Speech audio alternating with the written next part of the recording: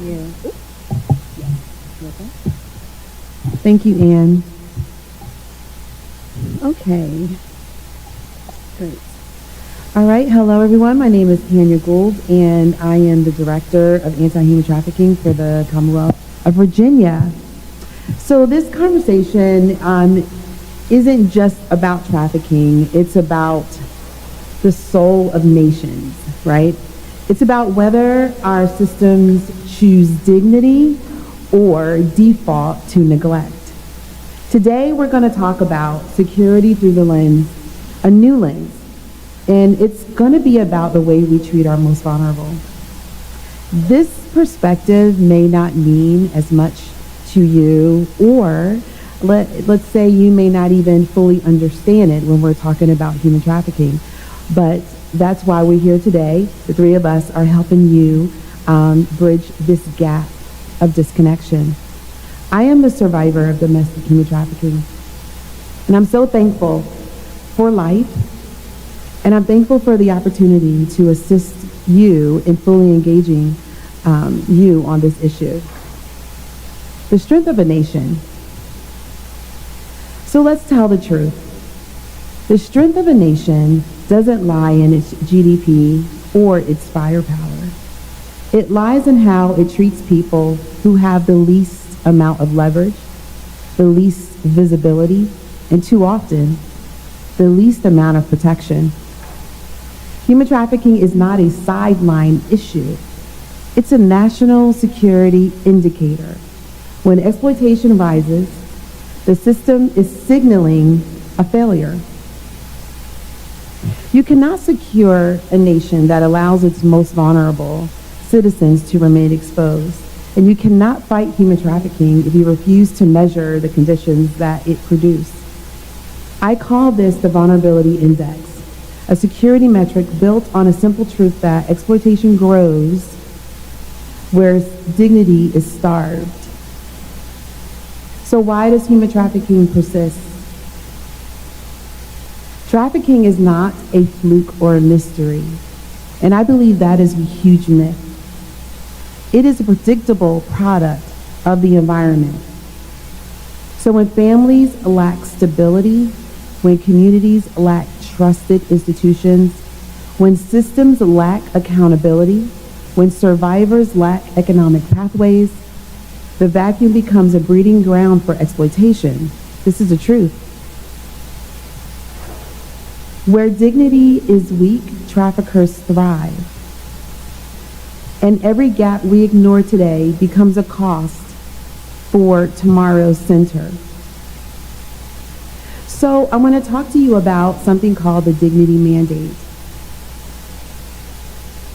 God said, "Let us make man in our own image." Imago Dei.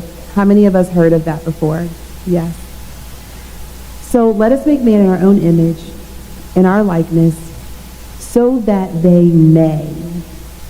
And I love that piece right there, so that they may, right? And in Genesis 1:26 to 27, the Bible continues to talk about what we may do. And that's what we're doing today. We're may doing things. In Virginia, we looked at building a language and conversation, calling it the dignity mandate. And what we were trying to do is build a framework that defines dignity not as just a feeling, but as an operational standard.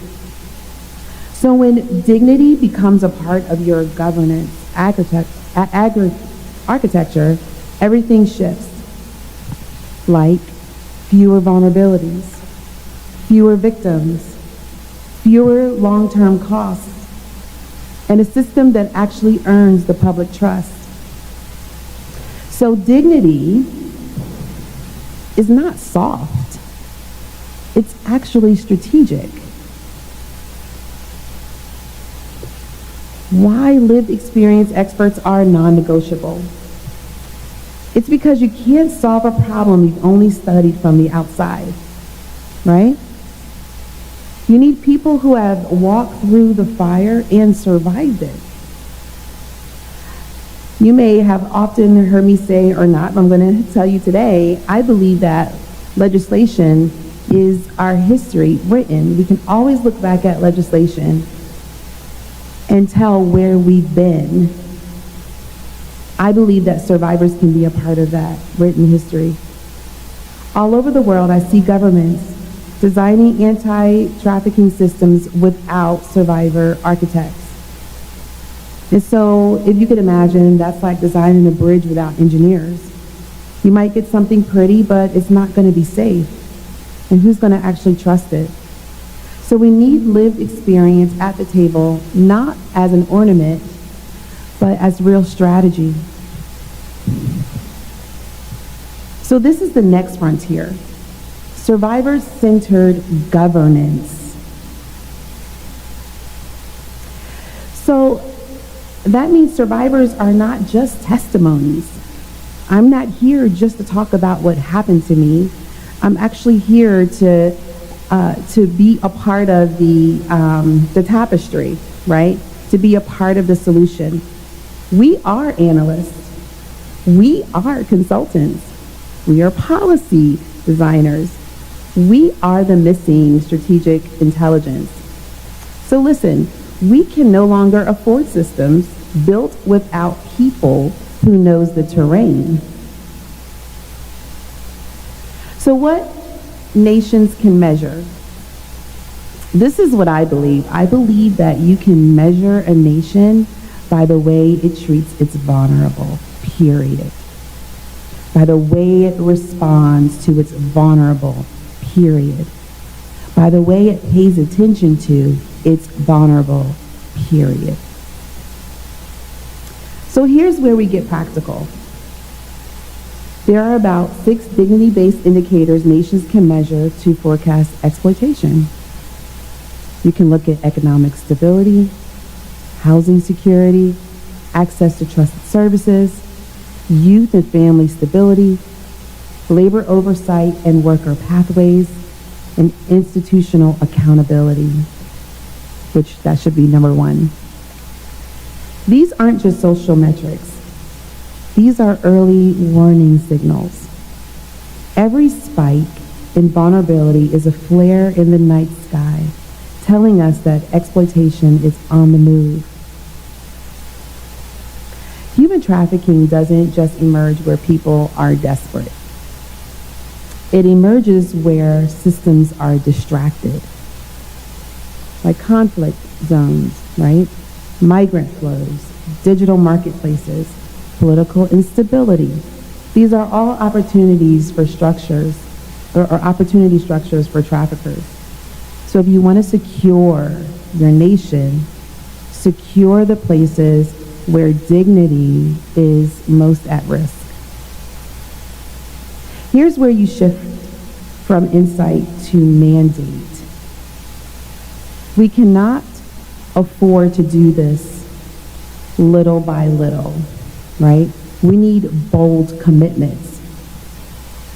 So adopt dignity as a national security metric. Imago Dei. Build survivor-centered governance models. Create multidisciplinary response systems that are built to last, not built just to look good on paper. Human trafficking is a stress test. And right now, many of our systems are not passing. When we safeguard the vulnerable, we strengthen the spine of every nation, period. When we honor lived experience, we sharpen our strategy. And when we choose dignity, we close the door on exploitation. That's what we do. So I know this because I survived what happens when systems fail. I'm just one of the many, and the truth is there are many faces you will never see, many voices you will never hear, but we exist. And we exist within your nations, within your systems, within your structures. And I stand here because someone somewhere, a community, recognized my dignity before I ever could. And this is the work that doesn't just protect people, It transforms people. And if it transforms people, it transformed me, then this too can very well transform nations. I thank you for your leadership, your courage, your commitment to global security through dignity.